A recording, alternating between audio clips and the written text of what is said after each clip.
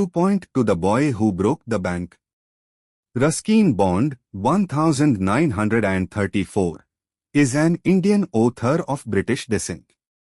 He lives with his adopted family in Lander, in Mussoorie, India. The Indian Council for Child Education has recognized his role in the growth of children's literature in India.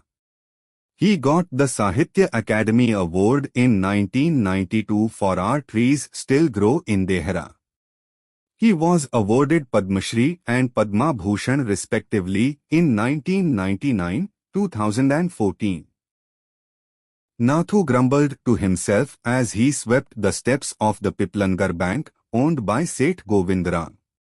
He used the small broom hurriedly and carelessly, and the dust, after rising in a cloud above his head, settled down again on the steps. As Nathu was banging his pan against a dustbin, Sitaram, the washerman's son, passed by. Sitaram was on his delivery round. He had a bundle of freshly pressed clothes balanced on his head. "Don't raise such dust," he called out to Nathu. "Are you annoyed because they are still refusing to pay you an extra ₹2 a month?" "I don't wish to talk about it," complained the sweeper boy. "I haven't even received my regular pay. And this is the 20th of the month. Who would think a bank would hold up a poor man's salary? As soon as I get my money, I'm off. Not another week I work in this place." And Nathu banged the pan against the dustbin several times, just to emphasize his point and giving himself confidence. "Well, I wish you luck," said Sitaram.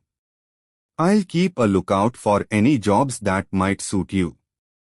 And he plodded barefoot along the road, the big bundle of clothes hiding most of his head and shoulders. At the fourth home he visited, Sitaram heard the lady of the house mention that she was in need of a sweeper. Tying his bundle together, he said, "I know of a sweeper boy who's looking for work.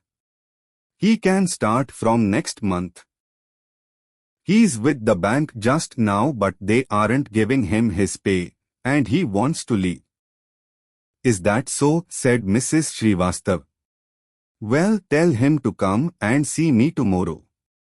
And Sitaram, glad that he had been of service to both a customer and his friend, hoisted his bag on his shoulders and went his way.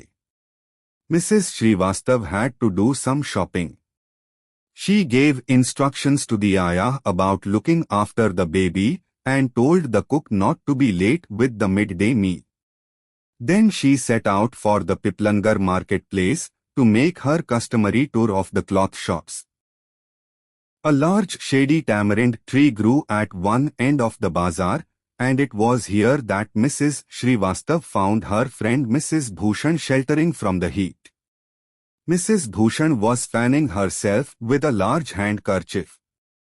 She complained of the summer, which she affirmed was definitely the hottest in the history of Piplangar.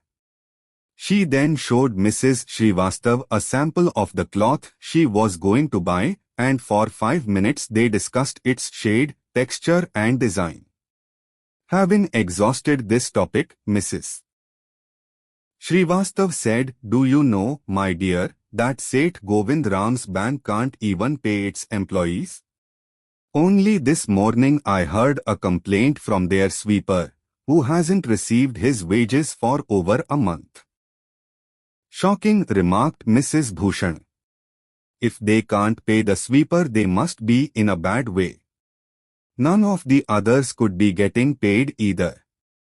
She left Mrs. Srivastav at the tamarind tree and went in search of her husband, who was sitting in front of Kamal Kishore's photography shop, talking with the owner.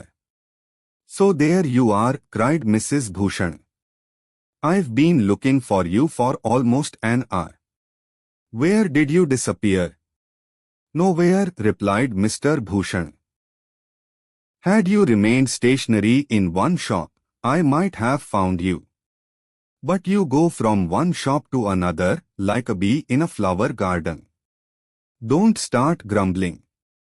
The heat is trying enough. I don't know what's happening to Piplangar. Even the bank's about to go bankrupt. What's that? Said Kamal Kishore, sitting up suddenly. Which bank? Why, the Piplangar Bank, of course.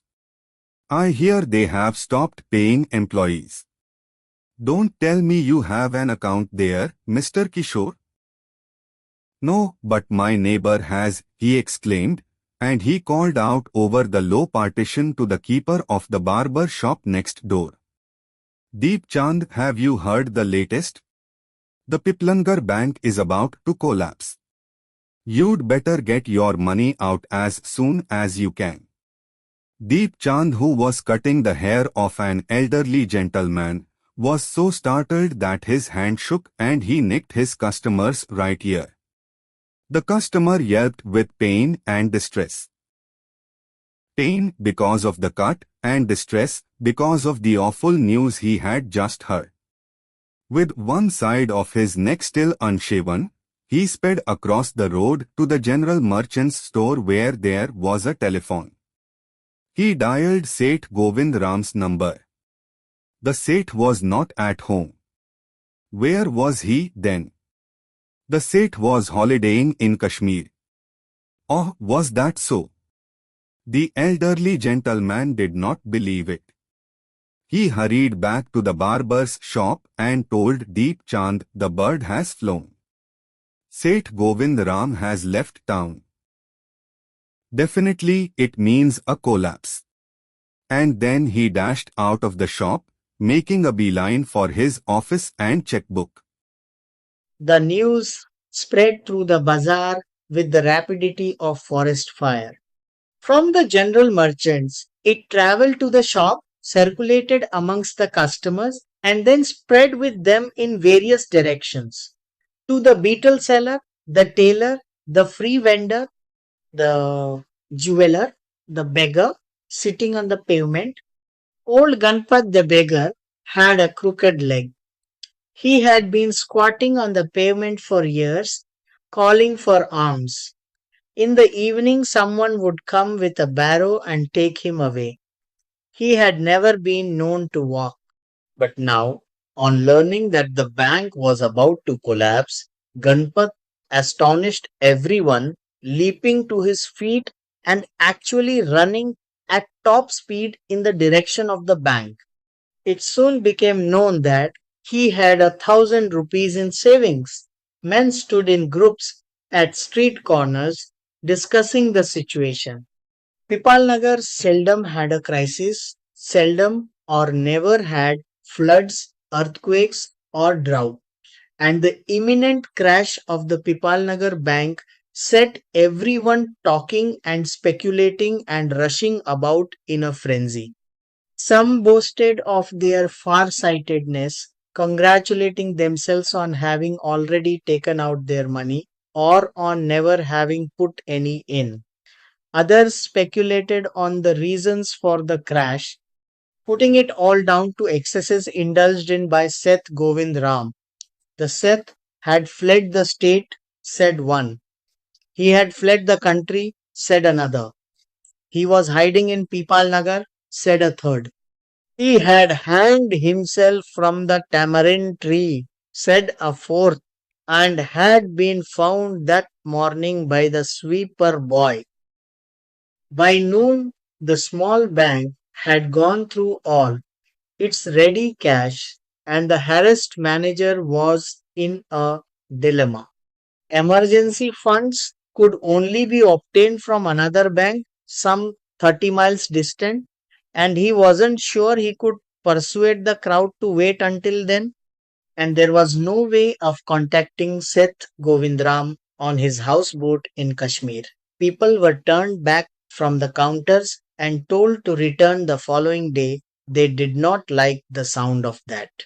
And so they gathered outside on the steps of the bank, shouting, "Give us our money or we'll break in and fetch the Seth. We know he is hiding in a safe deposit locker.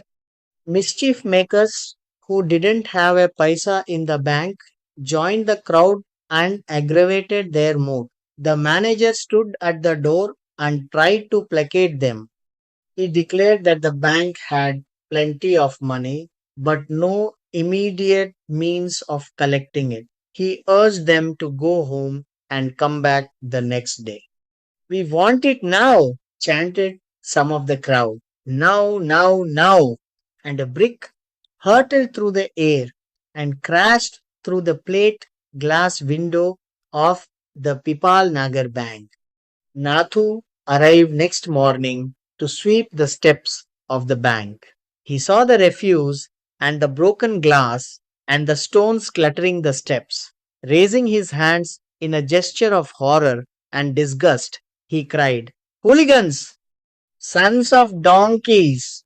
As though it isn't bad enough to be paid late, it seems my work has also to be increased." He smote the steps with his broom, scattering the refuse. "Good morning, Nathu," said the washerman's boy, getting down from his bicycle. "Are you ready to take up a new job from the first of next month?" "You'll have to, I suppose, now that the bank is going out of business." "How's that?" said Nathu. "Haven't you heard?" "Well, you'd better wait here until half the population of Pipalnagar arrives to claim their money." And he waved cheerfully. He did not have a bank account and sped away on his cycle. Nathu went back to sweeping the steps, muttering to himself. When he had finished his work, he sat down on the highest step to await the arrival of the manager. He was determined to get his pay. "Who would have thought the bank would collapse?" he said to himself and looked thoughtfully into the distance. "I wonder how it could have happened."